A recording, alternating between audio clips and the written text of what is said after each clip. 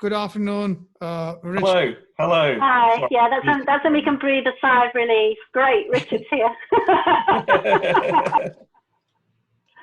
That's lovely, everyone's joining in. Hi Hamza, good to see you again. Hi, good to see you. I hear you've been spreading the good word, Yeah, drawing your pals in. exactly. Hopefully today new certified brand strategist will join. Cool. We better be good. Yeah. The beauty of Hamza's camera is such, I almost feel like we've opened up a space-time portal to the 1930s or something. Yeah, very nice. Looking straight Finally, like Zoom a gives blast from the right to past. use. Before I would like to use it, but Zoom wasn't allowing using like a server, a camera server, could be called it, to connect the DSLR to Zoom. But now they allow it, so you can use it. So it looks better with the DSLR camera. It's lovely. I half expect Khalil Gibran to pop into the screen and start looking like it's looking that cool, man. It's really neat. We're gonna find out more how you did that. Look at this. That's insane. Okay, that's great. Lots of people signing Do you in. like this? We'll just give it another minute and we'll kick off. Nice to see you all. If you don't mind, those of you who don't mind turning on your cameras, we'd like to see your lovely faces smiling at all of us and encouraging Richard. So if you don't mind turning on your cameras, and if I can ask you all to stay on mute until we open the conversation up to the group. Lovely to see you all there signing in. Hello, Peter. Hi, hello everybody. Hi. Okay, so we'll just give it another minute. See a few more people signing in.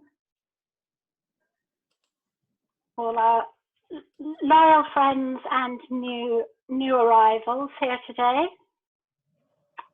And we've just kicked over onto 4 o'clock. You know, I like to start promptly, being on a Saturday when you've all given up your hour on Saturday to join us here at Behavioural Science Club.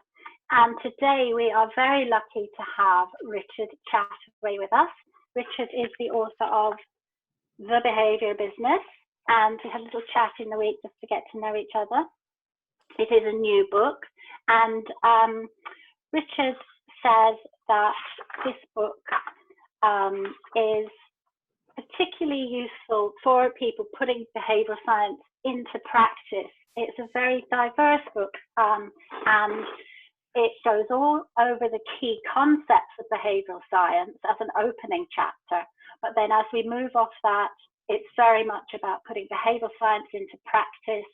There's a great chapter on the good use of behavioural science by very successful companies, the big companies, and then it moves on to how behavioural science can help business in general, behavioural science with your staff, so looking at the HR, recruiting, training, motivating your staff, and then moving on to knowing what customers want, how to influence customers. It's a really great book for practically applying behavioural science in business. So, Richard, as I said, you're very welcome today. Thank you. Good to be here. We decided that what was going to be very nice today was that Richard wouldn't have to start banging on about all the basics of behavioural science and doing his pet system 1, system 2 talk. We can dive straight into the thick of it. And as I said, it's a very practical book. So Richard, maybe you'll tell our members what you felt your book was going to bring to the sort of library, as it were, of behavioural science offerings that we already have. Yeah, thanks, Louise, and thanks everyone for joining. It's lovely to be here. I guess you know, from my point of view, when I started writing, or when I first, I guess, spoke to the publisher about the book, to my mind, there were a lot of books out there which are great on theory. So there's lots of, you know, by the leading academics and the big names, you know, the Dan Ariely's and Richard Thaler's and Cass Sunstein and so on. out there. There's a lot of, but there aren't that many books which specifically talk about the practical application, because, you know, to be honest, there hasn't been that much practical application yet, because it's still a relatively new discipline. And also there weren't many that were specifically focused on the application for business.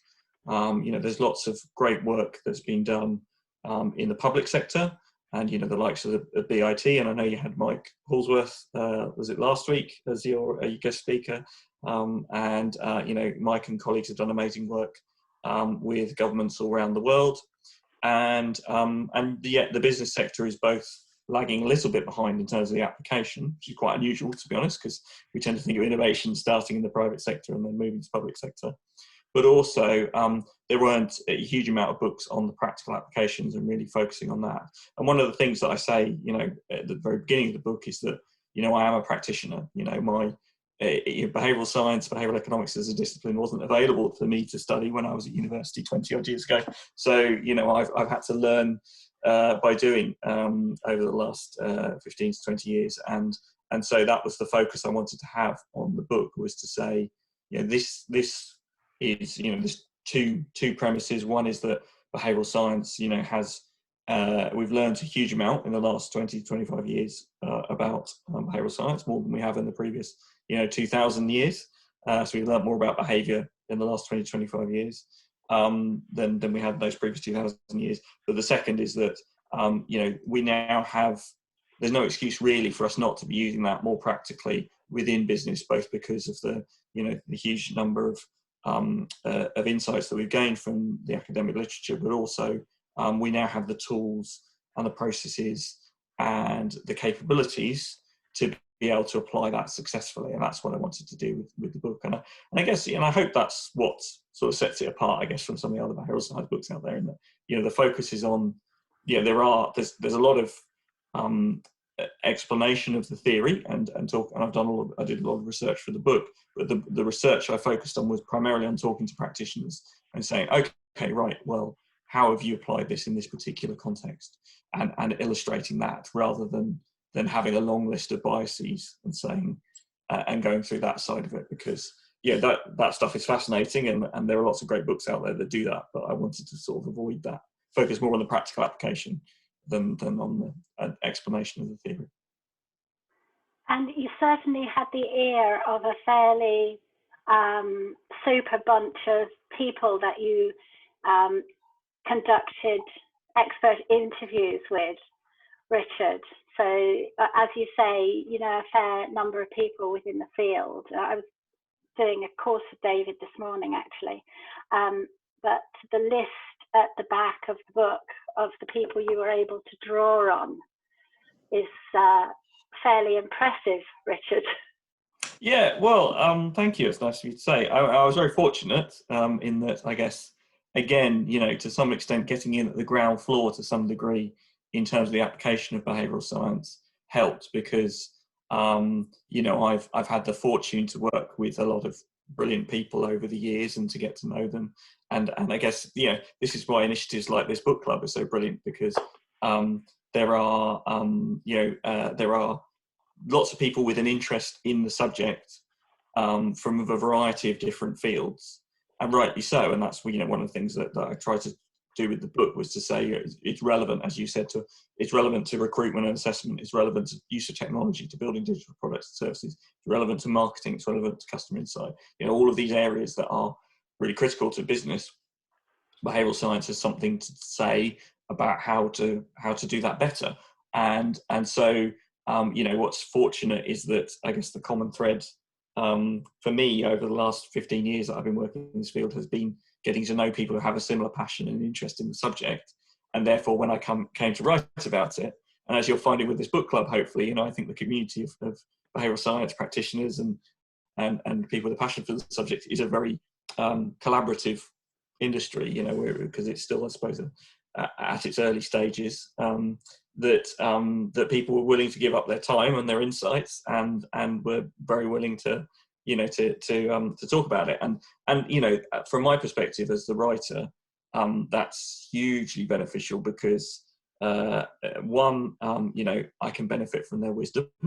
The other is that, they gave me some great material for the book, in the sense of, there were times when I was trying to make a point in the book, and I went back to one of the interviews that I conducted with one of the experts and go, oh, they've said it far better than I could, so I'll just put that in as a quote from them as a way to summarise the point I was trying to make.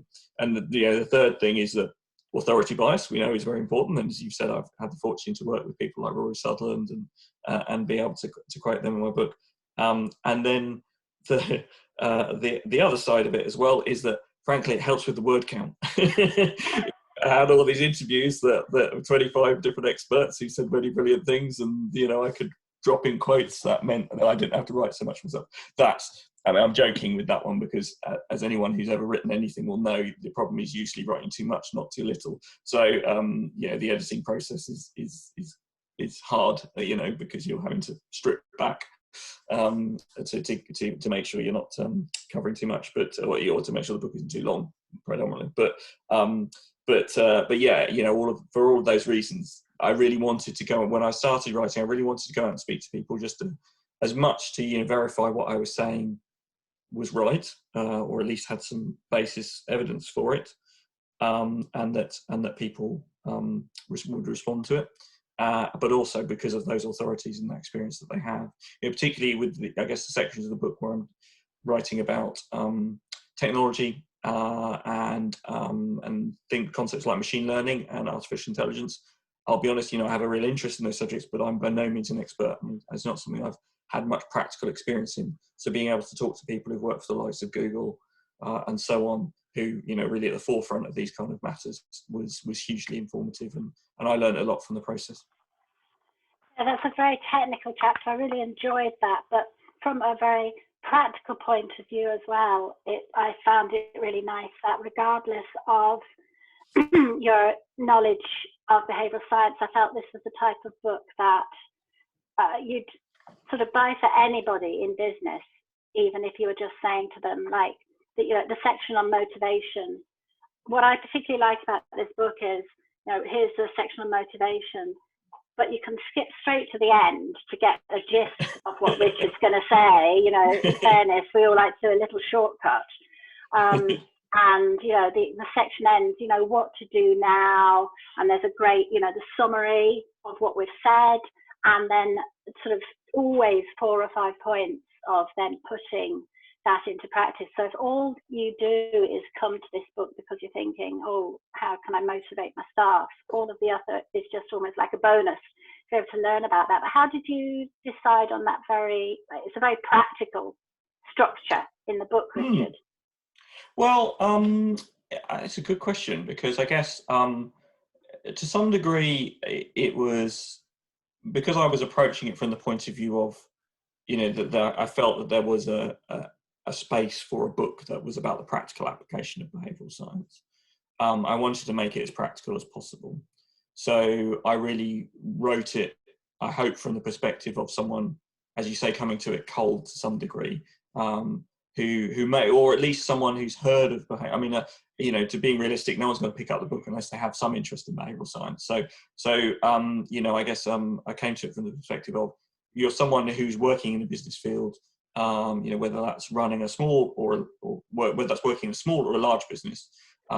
You want to understand why this behavioural science thing is relevant to business and what value it can add, but you don't also want to go and have to plow through, all of the big textbooks, do a master's or anything to get that level of knowledge. Why is it important and relevant to the business, and what are some, I hesitate to use the words quick wins, because some of the solutions, won't necessarily be that easy, but what are some things that I can learn from behavioural science to take away to make my business more effective? And at its heart, and the opening line of the book is, if you're in business, you're in the business of behaviour. And what I mean by that is that you as a business, you have to influence behaviour to succeed, whether that's the behaviour of your employees or the behaviour of your customers. And because unless their behaviour, they behave in ways that are beneficial to your business, it's not going to deliver any business benefit. fundamentally you need people to buy your products and services to generate revenue. That's core to the success of any business. You need people in your business to deliver those products and services, or at least to program the machines that deliver those products and services for you, or the computers that do them for you. So, you know, those are all behaviors. So any business challenge has a behavioral component to it. And that's really where I was coming from with the book. So, you know, to my mind, the structure was very much about going, okay, right, well, you know, I need to make that case in the opening section, the first chapter, to say, this is what we've learned about behavior. This maybe is what's new about that and how it challenges some of the traditional ways we think about human behavior. Then what are the ways in which that changes the way, the key challenges that face business now? And then, you know, obviously I wanted each chapter, because, you know, concepts like machine learning and AI are complicated and they are difficult, and, you know, and there are, you know, as I say, I still don't fully comprehend all of the, you know, when you get into areas like deep learning and stuff like that, you know, that is, you know, super interesting, but it's complex stuff and not the kind of thing I could hope to cover in a book like this in any depth. So it's more about saying, you know, these are issues that are critical to businesses going forward. Use of technology is a critical aspect of business. So how does behavioural science help us think about the most effective ways to use technology within business and the challenges that are presented? Because ultimately, you know, businesses are, however many machines or robots work in your business, businesses are still there for humans. You know, we still are creating businesses for the benefit of humans and to create products and services that are used by humans. So you know, that's requires an understanding of behaviour. So structurally, how I wanted to address that was each section to talk about a different aspect of business, how behavioural science helps us think about those challenges, and then, okay, right, now we know that, what do we do now?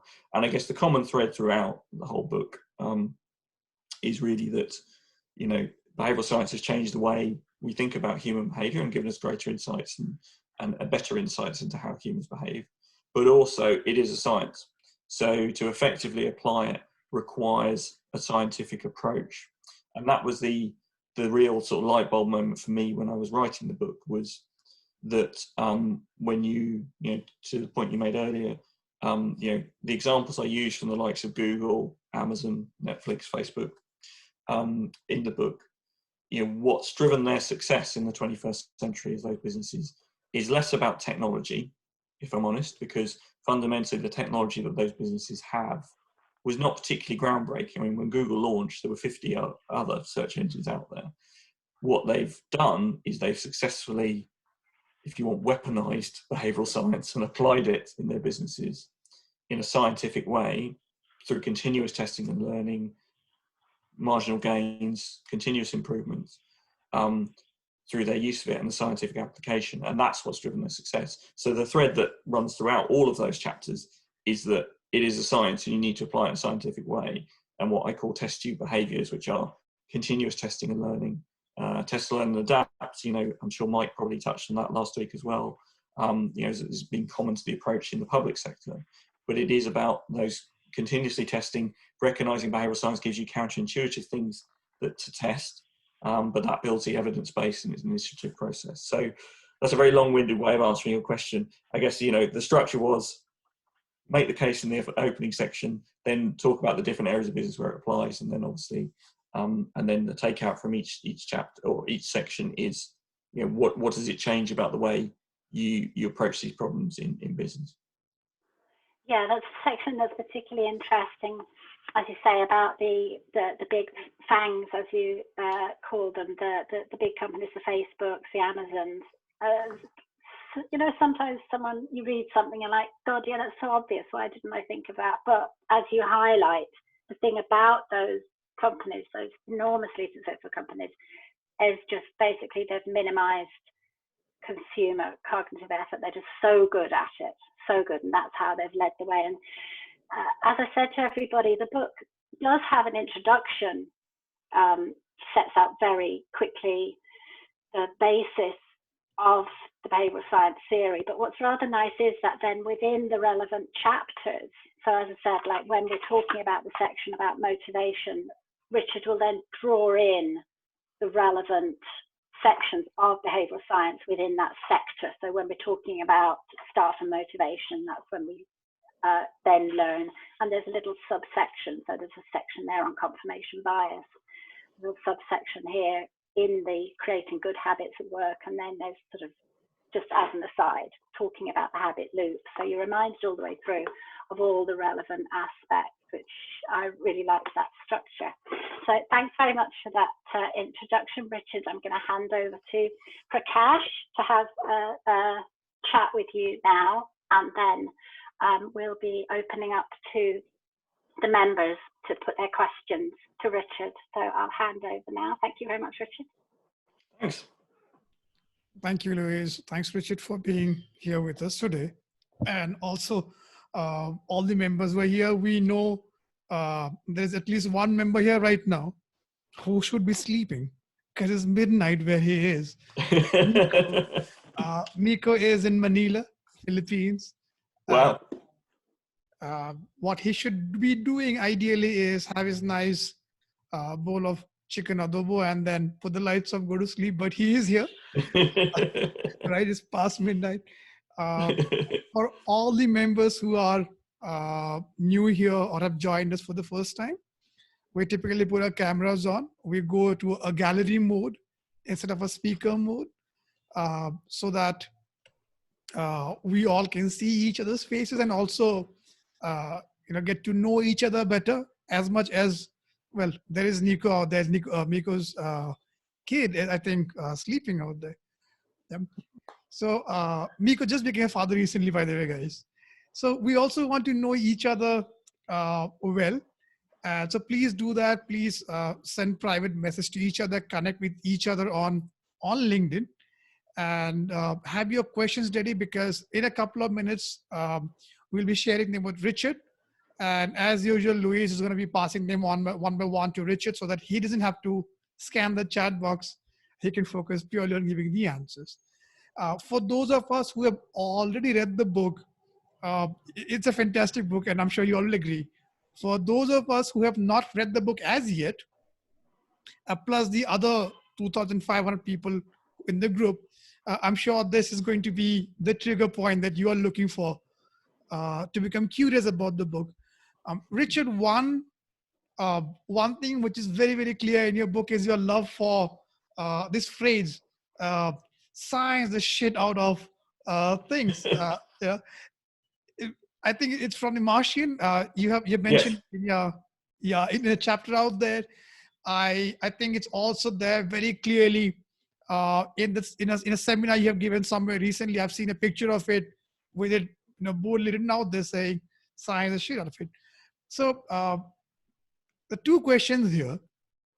One is the relation that you've spoken a lot about science and data and numbers and testing when it comes to big companies. You've talked about the fangs itself, the Facebook, the Amazon, Netflix, and Google, and their approaches of iterative testing. You've also, in fact, mentioned the story of Daniel Kahneman when he was very young. And people who have not read the book, please check out the story. It's a fun story. When Kahneman was in Israel, and he was, doing some testing on fighter pilots out there, right? And what motivates them best. So there is an entire range of insights on this side. On the other hand, you also have had an experience working at Ogilvy Change, and you were leading an embedded behavioral science unit inside a communications agency. Now, the nature of a communication agency is such that people seem to glorify or think at least it comes from the gut. It's an art, which is not the opposite of science, but it's not in the neighborhood of science either, right? So we're curious about this thing. How do you get people who are on the art side or on the gut instinct side to welcome science more into their folds? Number one, this connects to your experience with Ogilvy Change. And number two, you have been talking about science for quite some time. And there have been fantastic companies who have been doing it, looking at testing and data the right way. And there have been a proliferation of data science courses, analytics all over the world.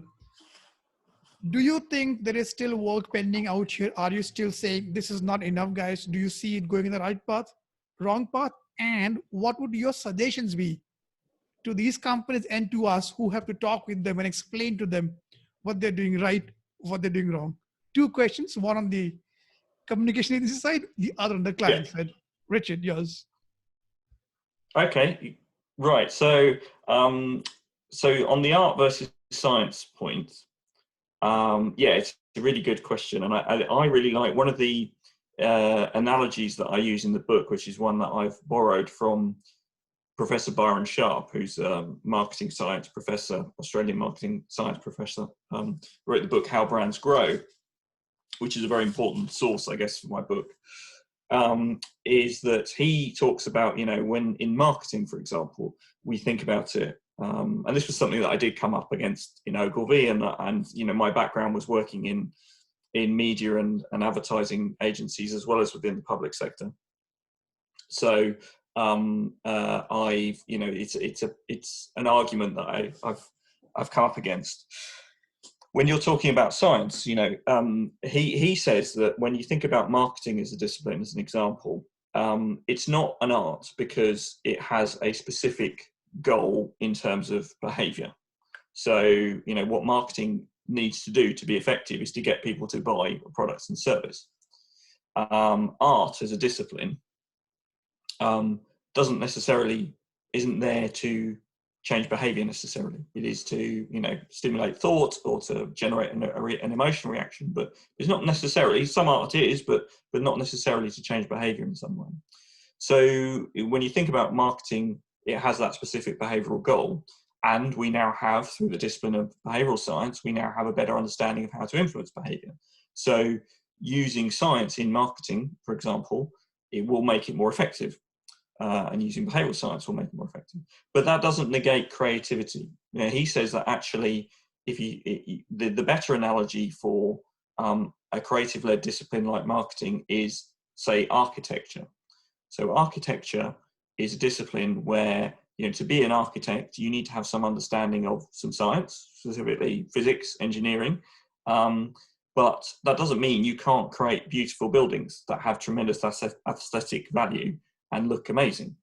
And in fact, actually, you know, that's a fundamental skill you need as an architect, is to create buildings that people want to live or work in. So, so you know, in the same way, marketing, because it has that goal, but if you're an architect, but if you create a house that doesn't stand up, that won't keep the weather out, that doesn't perform the basic functions of a house, then it's useless. If it doesn't obey the laws of physics, or it doesn't, you know, is made with the right materials. So in the same way, if you're a marketer and you're not using the behavioral science, then, and it's not going to achieve the goal you've set for it, it's not going to change behavior, and it's useless. So when you're making that point to, or I found when talking to creative people about behavioral science, and they're saying, well, look, you know, I go with my gut, I go with my, you know, my instincts around this. Good creative people will usually have good instincts. All we're doing by applying behavioral science is giving them the evidence for those instincts. So the next time they don't have to go, oh, it's just a feeling I have about this being right. They can say, well, actually, the reason why this works, you know, any good creative knows, for example, that creative person knows about social norms. They just may not have read about it. They know that you know, they may not have the science, the evidence base behind it. They know that, you know, people are influenced by what they think other people are doing. And a copywriter, for example, will know about using that technique, but they won't necessarily, you know, not all of them would have studied that. And what we can do as behavioral scientists is say, oh, okay, the reason why that's effective is because, you know, because of social norms, and there's all these experiments that have demonstrated that people are very influenced by what they think other people are doing.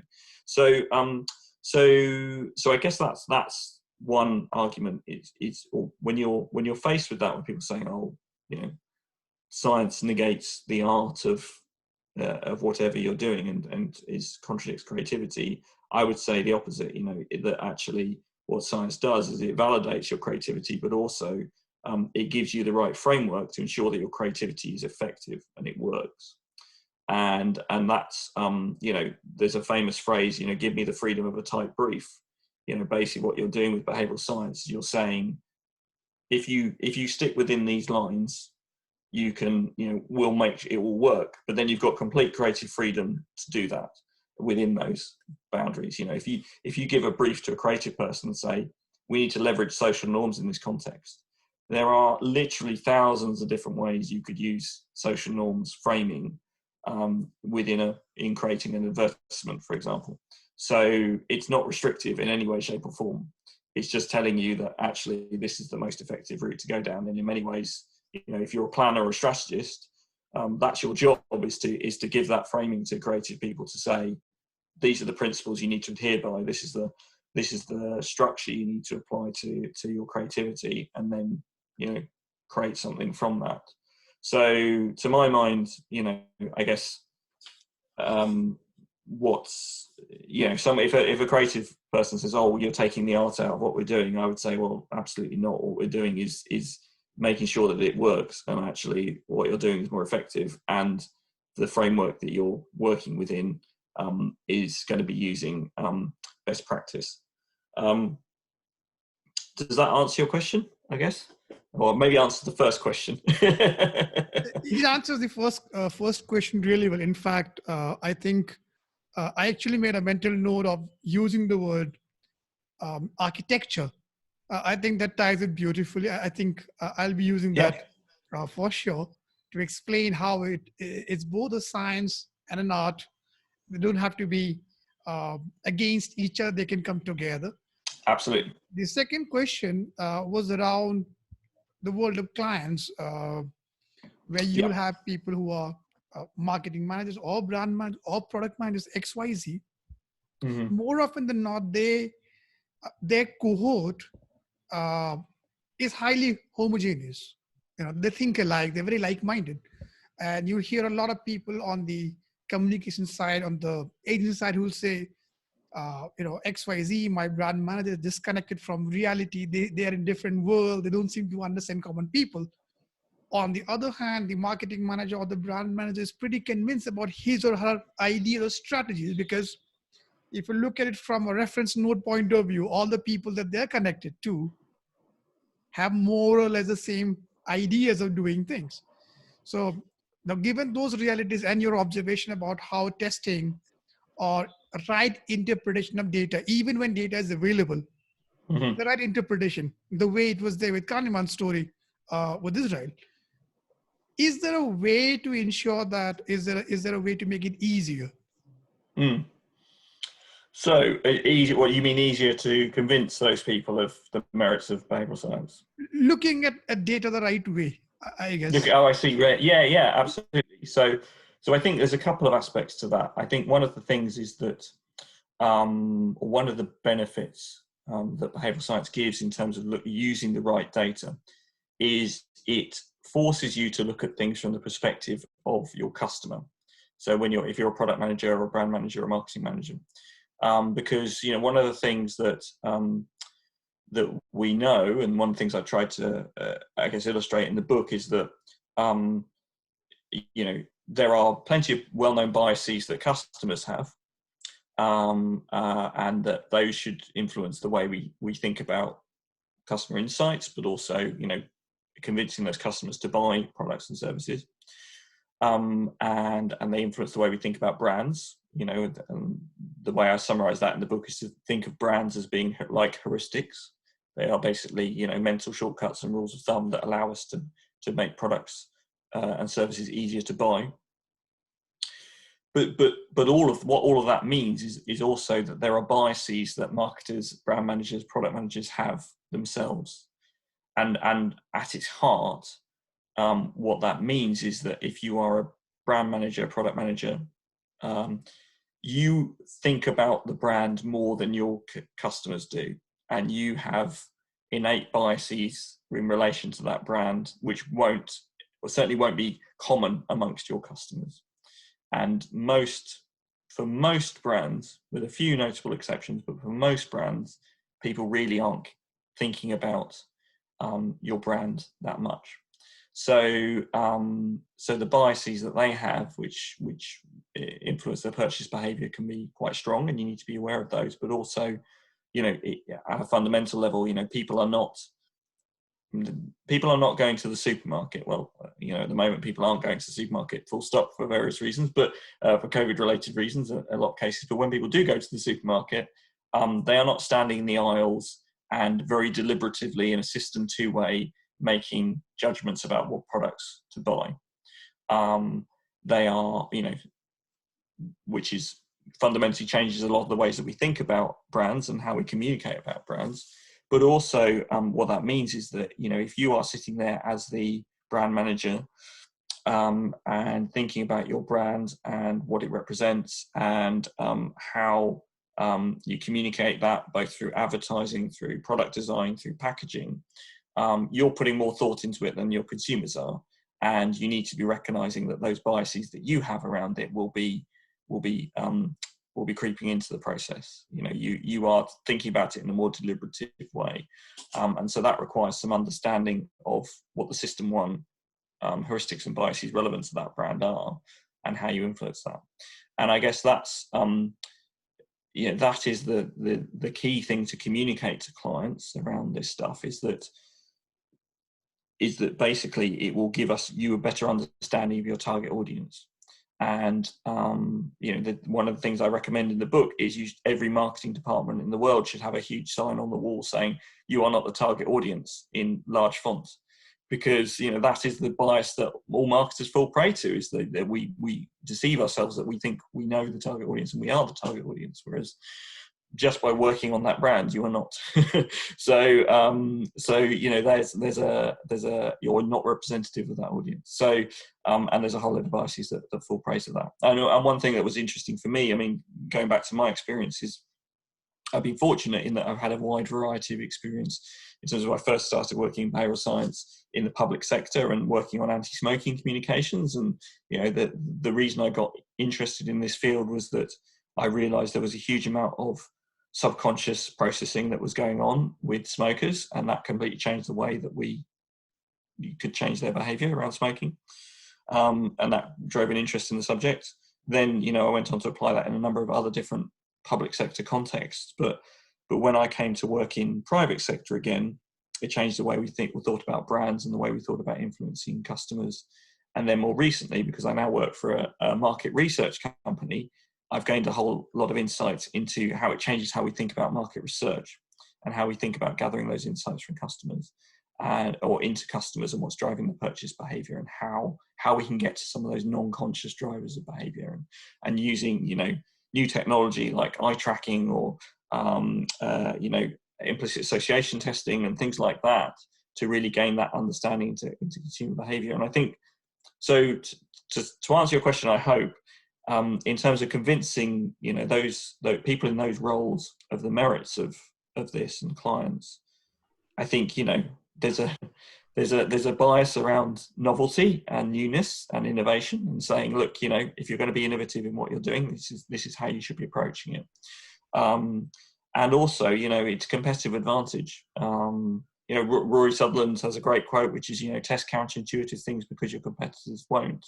So, you know, behavioural science gives us lots of counterintuitive insights, and you can gather those from using some of these novel research techniques. But then if you find that they're working and you found you've got a competitive advantage, then, you know, that's all you want in business. You know, I guess there's some biases you can leverage in talking to clients about these kind of things, which are, one, if you're not doing this, you're going to fall behind everyone else and lose that competitive advantage. And the other is, you know, it's new, it's exciting, it's, you know, it gives you insights that are ruthlessly focused on the customer rather than your best guesses about what's going to work. And if you've tested it and validated it, you've got the evidence to do that. It's a lot easier to go and sell counterintuitive solutions if you can walk into a meeting room and say, this may sound crazy, but I've got the evidence to prove it works. Rather than going and say, this may sound crazy, but trust me, I think it will work. You know, there's a big difference between those two. So that's really the benefit. Thank you, Richard. You gave us a lot, but the three things I think that we'll remember is, number one is architecture, the beautiful meeting of art and science. And number two is this huge signboard that tells folks in the marketing department, you are not the target audience or the target group. Number 3, it's not me, it's the data. The data says so. So don't look Yes. at, it's not my opinion, which we can debate or discuss. It is just, insights generated from data. So those 3 we will keep in mind from what you said. And there are a lot of questions that I want to ask, but there are even much more. There are fantastic questions already out there. Louise, please guide us through those questions. Thanks so much, Prakash. Thank you. Thanks, Richard. I'm just laughing to myself because I've just been for a walk with my daughter and I said, Prakash always comes up with such great questions.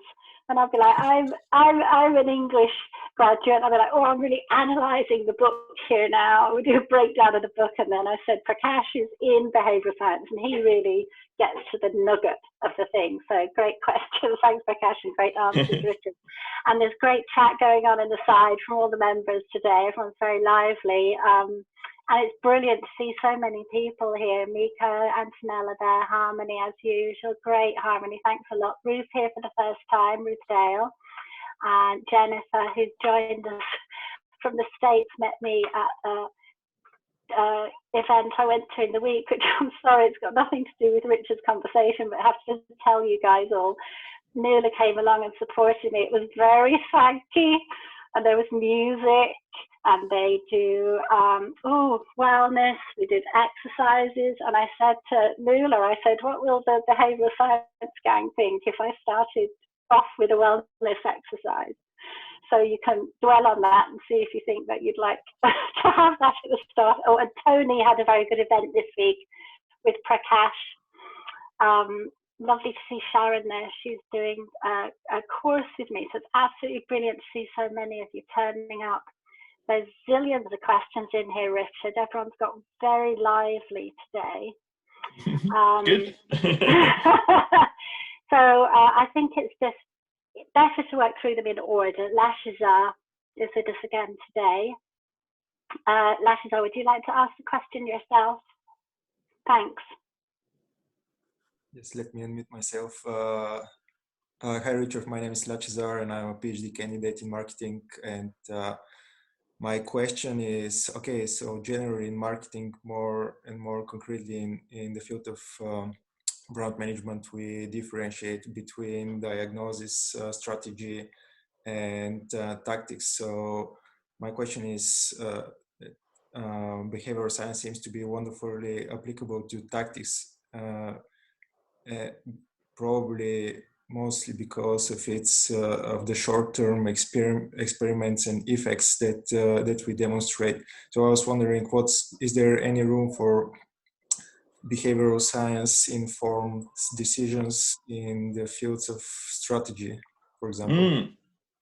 Really good question. Really good question. Thank you. Yeah. So I mean, my view is yes, absolutely, and I think you're right in that there is always a risk with the experiments and the evidence base that we use, that that a lot of it can seem very tactical, as you say, and doing that kind of, as Dilip Soman calls it, the final mile of making, of triggering that behavior change without, necessarily being upstream of the problem, if you want. And I think some people do, and certainly, I've been a little bit guilty of this myself, in that a lot of the work that I've been doing over the last few years has really focused on that, because it's in many ways the easiest way to apply it. Actually, I think behavioral science has a huge amount to add to strategy, and how we think about strategy in particularly in marketing strategy, because and that's really where I came from anyway as my background. It was only, I guess, more recently that I've started to see or done more work in a kind of tactical application in areas like customer experience. So using it in, to make tweaks to scripting in a call center to generate greater, or to influence behavior to generate better customer experiences. But where I came from was very much from the strategy background and the application of it. And for example, where I found huge value in behavioral science was in reframing problems to make sure that they were ruthlessly focused on actually what is the most effective way to change behavior. So to give you an example, when I was in Australia, when I moved to Australia and I started working for Australian federal government, One of the first briefs we had when I got there was on smoking again, which also I'd spent a number of years working on in the UK. Smoking being a largest preventable cause of death in Australia as it was in the UK, and as it is in a number of parts of the world. And the government there had been for many years running anti-smoking communications, which were fairly kind of traditional in terms of saying, these are the smoking related illnesses that will result from smoking, and taking a somewhat rational approach to it, i.e. if we raise enough awareness of the dangers of smoking, people's behaviour will change. Now, we know from a basic knowledge of behavioural science that simply being aware of something is not enough to change behaviour. I'm aware that Canada exists, but that doesn't tell you anything about how I feel about Canada, whether I've been to Canada, whether I intend to go to Canada. Awareness is not the answer, and that's the biggest problem that most marketing briefs fall into. And the real value for me, for behavioural science at a strategic level, was in reframing those briefs to be about changing behaviour. And for government, that's really, really fundamental, because it's subject to government communications are subject to very deep levels of scrutiny. There can be questions asked in parliaments about why you're spending money on these campaigns, and if you're not proving that you're doing it to change behaviour, then that budget is in question. Because if a minister stood up in a parliament and said, we're spending money to raise awareness, rightly, people would say, well, why are you raising awareness? What's the benefit of that? And we know from behavioural science that awareness does not necessarily lead to a change in behaviour. So for me, the real value of behavioural science in a strategic context is to reframe the briefs to go, okay, what's the purpose of raising awareness? Why do you want to do that? What's the outcome that you want? And to give you the smoking example, we were able to reframe the brief to say, okay, we need to achieve the goal of all of this marketing work is to get as many people as possible to quit smoking and to stay quit from smoking for as long as possible. What's the behavioural barrier to that? Well, the behavioural barrier is that quitting is hard.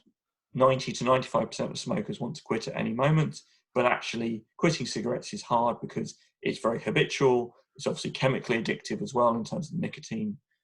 So we need a complete strategic shift to focus on the most effective ways to help people quit rather than tell them why they should be quitting. And that was driven by an understanding of behaviour and the influence, the most effective way to change behaviour. And then from that, we can go, okay, right, well, how do we help people quit most effectively? What's the reason why people fail to maintain a smoking quit attempt? Well, the reason is because you can get a craving for cigarette at any time of day or night, 24 hours a day. And we can't be there to help them 24 hours a day. What's the one thing that everyone has with them 24 hours a day? Their mobile phone. So let's construct a solution to help that is accessible on mobile phones. And this was back in 2012 when apps were still relatively new technology. And so, then our strategic shift for the campaign and our recommendation was, let's build an app to help people quit smoking. And that was what became My Quit Buddy, which has been used downloaded and used by over 500,000 Australian smokers. I believe I keep saying this and no one's ever corrected me on it, so I'll say it again. I believe it's the most successful quit smoking app that's been created anywhere in the world. It's been white labeled and used in a number of other markets. And the quitting success rates of people using it are 8 times what you would get just by quitting without help. So, and that proved to be, that in itself as an intervention was much cheaper than running a big TV advertising campaign by about a factor of 8 to 10. And also, B, was being much more effective in terms of the actual numbers of people who quit smoking as a result. So, and all of that came from a strategic insight driven by an understanding of behaviour. So that's a long-winded way of answering the question of saying, yes, I think science has a huge amount of value to add in terms of strategy through to tactics. I guess it's just the evidence base and the arguments are a little easier to make at the final mile stage, because that's where we're running the experiments, where we've got tangible outcomes that we can point to say this is where we've added value. But as I've hopefully explained there, I think in that case there's a very strong argument to say that using behavioural science at a strategic level has delivered huge benefits to, well, certainly the Australian population and the Australian government. Thanks, Richard. Very thorough answer, and yeah, absolutely, congratulations. A fantastic project that you were involved with. Now, Hamza has a question. If you'd just like to unmute yourself, Hamza. Yep. Hi, Richard.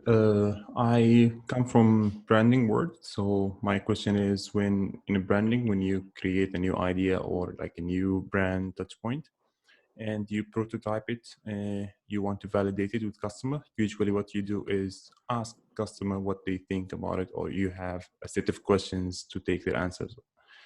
But usually the answer will be biased. So do we have a way to use behavioral science to validate idea with asking customers, or maybe with testing the prototype in some way?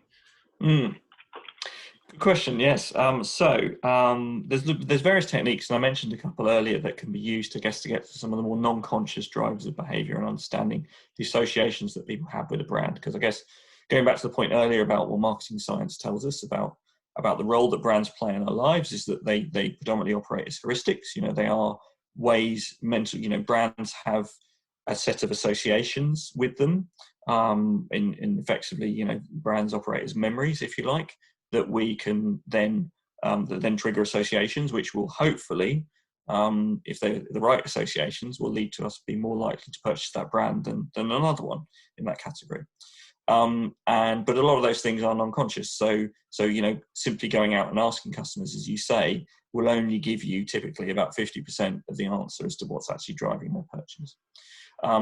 And I think, those kind of techniques you can get used to understand some of those non-conscious associations are, for example, so where I work at BVA, our sister agency, PRS in Vivo, they have what are called shopper labs, which are fake supermarkets, basically. So you open a door in what looks like an ordinary office, and suddenly you're standing in a branch of Sainsbury's, for example, or if you're in the UK, or any of the, can replicate any of the major global supermarket brands, the Walmarts and so on.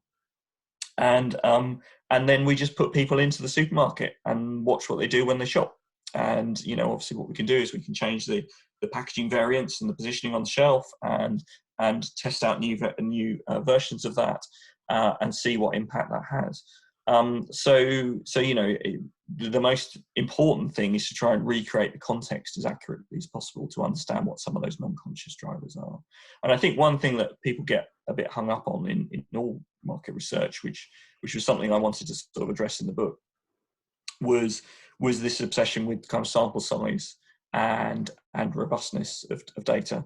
And what's actually more critical from a lot of the behavioural science literature is one, recreating that context as accurately as possible, but two, being representative in your sample, being as representative of your audience as you possibly can, and making sure that's reflected in the sample, and therefore the insights you gain from that will be very effective. But I think, to your point, I used to be a bit more of a zealot on this, if I want to put it that way, in terms of, I would say, look, there's no point talking to consumers. And, Adam Ferrier, I think he had on in the book club a few weeks ago, who was very kindly wrote a quote from my book and contributed to it, who I know a bit from my time in Australia. He obviously has written a book saying stop listening to the customer, which is I would agree with, of course, but I'm a bit more perhaps moderate in the sense that I would say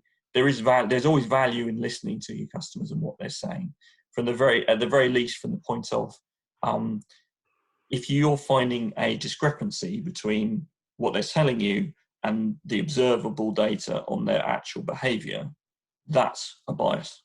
There's a bias at play there, and that's giving you the insight around it. So hopefully answer your question, I guess, when you're thinking about branding and in brand research, I would try and, using a mixed methodology is always going to be the best approach, because speaking to customers will generate some insights for you, even if it's just, we can't trust what they're saying. That's a useful insight, because then that informs the other research that you do and the other methods that you use. And as I say, the holy grail is you're in a situation where what your customers are saying is exactly the same as, is congruent with how they're behaving. Brilliant. Then you know that you can trust what they're saying, and to be honest, it's only going to really happen in a context where it's a very system 2 decision, which, as we know, is quite rare. But there's always a value in a mixed methodological approach, but particularly important is recreating that context, being representative in your sample, and to understand what those actual drivers, those non-conscious drivers of behaviour are. And then the value is in then contrasting the two and looking at what the difference is between what people are telling you and what they're doing. And then that's a real great source of insight, and will ultimately lead to much more effective marketing as a result. Thank you so much, Richard. Hope you're pleased with that answer. We're certainly getting quality answers out of you today, Richard. I think we've got time for one more question, and I asked James if he'd like to ask his question, which I particularly like.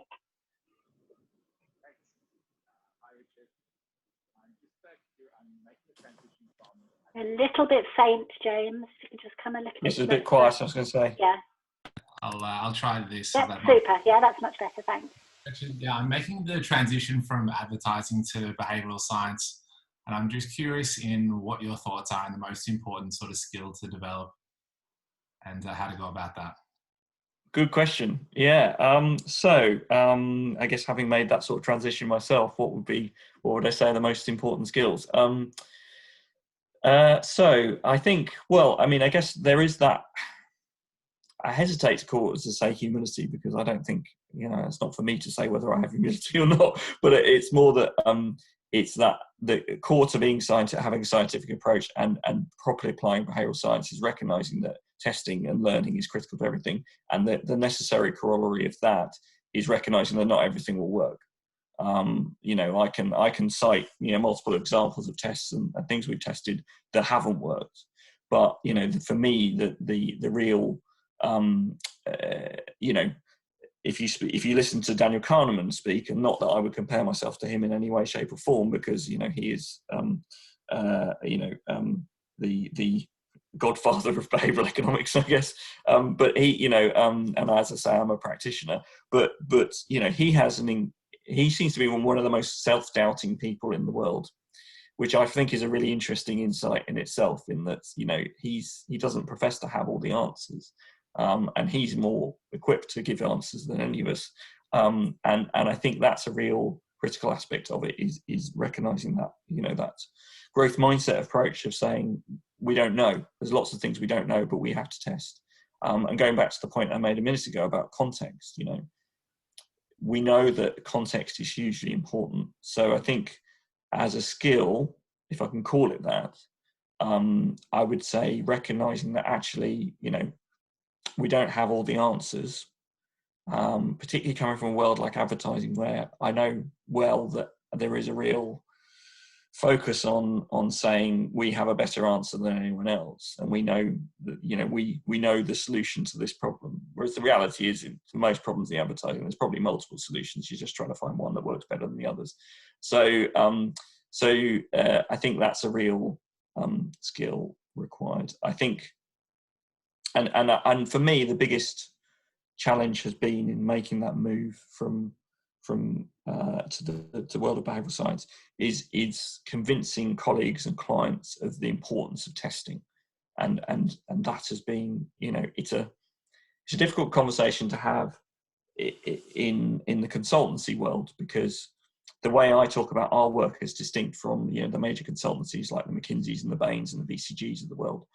Is, I would say, if a business comes to you with a problem, and you're a BCG or a McKinsey, you will typically produce a 500-page report with one solution.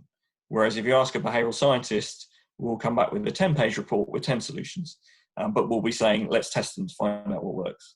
And I think that's, the reason we produce 10-page reports as behavioural scientists is we know people don't read 500-page reports.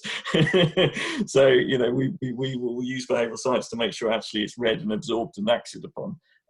But I think that's, that's the key difference for me, is about recognising the importance of testing, convincing others of the importance of testing, and why that's critical to the approach. And that's why, that's a common theme in the book, I would say as well.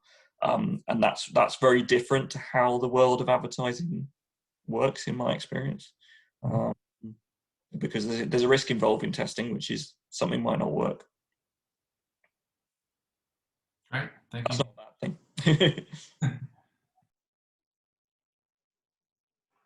Thank you so much, Richard, for your most thorough answers. We've had a really great turnout today, and we're getting close to the hour. So I'm just going to take this opportunity to thank all of you for joining us, some new members, some members who join us weekly, and thank Richard again for joining us, discussing his very interesting books, and lovely to have you here today. I feel much happier this week. Last week we had Cass, I'll tell you, Richard, and I was extremely nervous and suddenly became very stiff and formal. So it's nice to have a nice casual chat with you. Oh, okay. Thank you. Well, I mean, yeah, I've not met Cass, but I've been on at conferences and things on the same bill as him. In fact, well, the first conference I did after I moved to Australia, I was hosting, I think, and he was speaking, which was, yes, quite nerve-wracking. But I meant to say one thing I can say as well is, sorry, I meant to say this to you before, Louise, as well. If any of you haven't yet bought the book and are interested in buying it, then you can get, the prices do vary throughout the world, but you can get 25% off the price direct from my publisher, Harriman House, with the code HH2020. So thank you very much, Richard. We'll share that code in the group thread, so you don't have to all scribble furiously. That's very generous, super. We love things like that. So I'll just hand over to Prakash now to just wrap up the event. Thank you so much, Louise. Thanks, Richard. Thanks, everyone, too. We would love to, if we can, take 5 minutes more. Richard, I'm not sure how is your schedule. Yes, absolutely fine. Yeah. The reason for this request is, let me explain to you. More often than not, we always get questions saying, how do I explain my client? How do I convince my client? How do I convince someone who is a stakeholder that this is to be done? But I see a question here, and it's from Renusha, and it flips the question around. And Renusha is asking,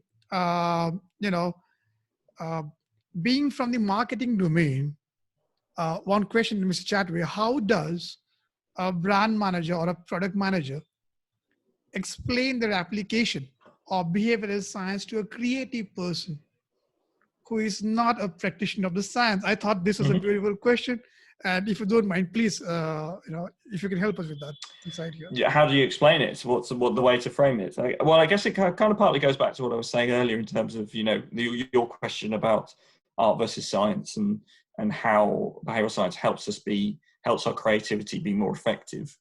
But I think in terms of how you explain it, I think one of the great advantages of this field, to my mind, is not just that it's applicable in so many different ways, because, as I say, if you're in business, you're in the business of behavior. So everything in business, really, behavioral science I feel has some value to add. Every challenge is that we're all curious about human behavior. We're all, I don't think there's probably a day goes by where any of us, even people who don't have an interest in behavioral science, go, why do people do this? I mean, I was talking about this the other day that with COVID-19, which has obviously been a huge challenge, global challenge for everyone this year. If there's one silver lining from COVID-19, and this is not to say that it's been a beneficial outcome for anyone, COVID-19, but if there's one silver lining from it, is I think it has got people thinking more about behavior and the importance of behavior, because if you think about everything that's happened with the pandemic, until the vaccine is freely available, the only way we can stop the spread of COVID-19 and limit the impact of it is for people to behave in certain ways. And that's what, everyone from the World Health Organization down to individual governments has been desperately trying to do over the last few months is to, encourage certain behaviors amongst the population to limit the spread of COVID-19. And And what we realize, what everyone is starting to realize, I hope, is that, you know, simply telling people to wear masks, socially distance, etc., is not enough in its own. That, you know, the imposition of lockdowns does not mean that 100% of people will stay home all the time. You know, all of these are behavioural problems and questions. And I guess, you know, so from my point of view, as a behavioural science practitioner, you know, it's been a lot easier to have those conversations with people, be they creatives or be they, you know, from any background, about behaviour, because behaviour is now on the news every day. If you like, the mental availability of behaviour and behavioural science is much higher now than it was at the start of the year. So, so if you're talking to a creative person, you know, you could frame it in those ways. Say, have you ever been curious as to why people behave in this way? Why people do this thing which doesn't seem to necessarily make rational sense? And then, you know, if they have any curiosity about them at all, which I'm sure they will, they'll say, well, actually, yeah, why do you think that? And why do people behave in that way? And then you can go, well, one theory is X, and you can refer to an experiment, or you could, you know, build a hypothesis around it. To say this is why they behave in that way. And that's, you know, in my experience, that's usually enough to get anyone curious about this stuff. You know, I deliberately wrote the book from the perspective, as I say, of someone working in business, but who doesn't necessarily, you know, have the background on understanding of behavioural science that I do, but also, you know, probably many of the people on this call do. So, you know, you know, but what I can say, which has been really gratifying for me since writing the book, is loads of people who, friends, colleagues who didn't have an interest in the subject before, have contacted me going, wow, I found this really interesting, or this bit was, you know, relevant to this particular challenge I'm facing. And actually, you know, to some degree, it's a little bit of a burden, because sometimes people are, I've had lots of people contacting me going, what do you think about this? And particularly, you know, as I say, with in relation to COVID-19 and it being on the news every day, why are people behaving this way? And I go, well, I can't tell you definitively, but I have a theory. Without doing more research, I couldn't answer that question. But it's so yes. So my solution to talking to someone about that would be, you know, everyone is curious about human behaviour at some level, and you know, when I do training with, for example, call centre personnel, who, you know, some of whom may have come straight from school, not got any further education at all. If you frame these kind of questions around their behaviour in the right way, then everyone has a curiosity and an interest in it. And I think, and that would be my solution. Thank you, Richard. What a lovely answer to that question. I guess my life was easier because when I had to convince my co-founders that we need to put this company together, not that they needed a lot of convincing, but one of them came from the world of advertising and branding, the other from the world of consumer research, and I came from management and behavioral sciences. I found it very easy to explain to them, saying, hey, the reason you guys put down that guy wearing a coat in that toothpaste ad is because you're trying to use something called the authority bias. You're trying to cue in authority to your audience. And they're like, all right. So thankfully, the thing about the creatives is they intuitively understand, the good ones. They are masters of understanding human behavior. Absolutely. They may not know the psychological definition of the name of the theory behind it, but they get it very well. But thank you so much for taking the time, Richard. We would love to talk about so many things more. I was just going to say, sorry. So on to that point, there's a great quote from Amos Tversky, which is, I've simply put, it's something to the effect of, I've simply researched the things that have been intuitively known by used car salesmen and advertisers for many years. And I think there's some truth in that to some degree. Thank you so much. Again, I think I'll try to remember that quote too. It helps a lot. For all of us who joined us here, you know where to find the book. The best place is Harriman House's site. HH2020 is your code. If you forget Ping Louis, he'll remind you about the code. Get your hands on the book. It's lovely. It's a good book, very well written, very thank you. Practical from a knowledge and application point of view. And thank you so much, Richard. And before we all go, guys, check out the post tomorrow on the group. Number one is going to be the post on uploading all the videos from the previous sessions, including this session, if Richard has no objection. We'll upload this too so that people can join in and watch it at their leisure.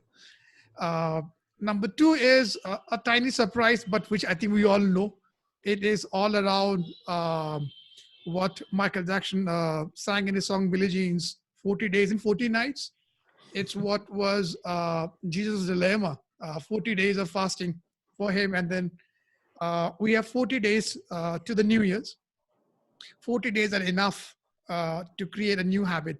And we have been encouraging people to adopt a new habit, take up a tiny challenge. It could be reading a book, 5 books, doing something on Coursera. It could be calling up 6 friends from your childhood whom you have lost touch with, because that's how life goes. We're not saying become friends with them again, but just give a call if you can, call your parents. So each one of us taking up something new. For those of us who have not joined in the challenge so far in this activity, I think we can start tomorrow. And we can do it together as a group. 40 days to New Year, let's make life better together. Let's use behavioral science. We find ways to help each other. And if enough of us join that challenge, we might just get a habits expert to come down and talk to us and explain to us how do you build good habits and find ways to actually stick to them, right? So thank you so much. Everyone stay safe. Oyo Mas, Richard, can't thank you enough for this. Fantastic. Thanks so Thank much. you. It's been a pleasure. If you want to unmute yourselves, and I'll just say goodbye, and we'll see you next week, we hope, when we will be talking to Prince Gearman and Matt Johnson about the book Blind Sight. Bye, everybody. Thanks very much. Thanks for joining. Bye, everybody. Great to I see you gotta go. all. Thank you. Great turnout. Bye now. Thanks Bye. very much. Bye, everyone. Bye. I say bye to everyone. Bye. All right. That's my daughter, guys.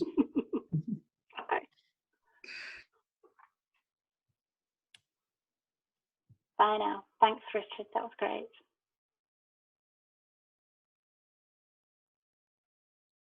Thanks, Lashizar. Good question.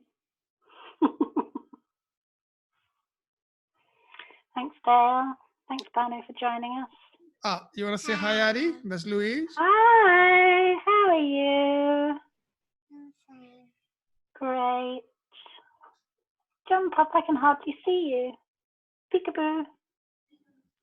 All right. Say bye. Good night. We got to go now, okay? Okay, I'll unmute the mic. All right. I'll just Bye now. the mic. Well done, Prakash. I'll just unmute. Good event. That was a good turnout, wasn't it? All right. Take care. Yeah. Bye now. See you.